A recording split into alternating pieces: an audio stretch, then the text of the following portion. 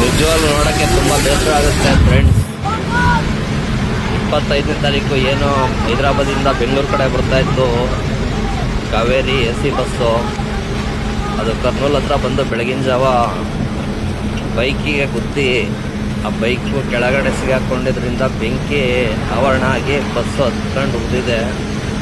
ಮಳೆಯಲ್ಲೂ ಅಷ್ಟು ಫೈರ್ ಜಾಸ್ತಿ ಉಳಿದಿದೆ ಅಂದರೆ ತುಂಬ ಜನ ನಿದ್ದೆ ಮಾಡ್ತಾಯಿದ್ರು. ಪಾಪ 20 ಜನ ಸಾವು, 20-23 ಜನ ಗಾಯಗೊಂಡಿದ್ದಾರೆ. ತುಂಬ ಬಸ್ಸು ಡ್ರೈವರ್ಗಳು ತುಂಬ ಕೇರ್ಫುಲ್ಲಾಗಿ ಗಾಡಿ ಓಡಿಸ್ಬೇಕು. ಜನಗಳು ಮಲಗಿರ್ತಾರೆ ಮೊನ್ನೆ ನೆಮ್ಕೊಂಡು.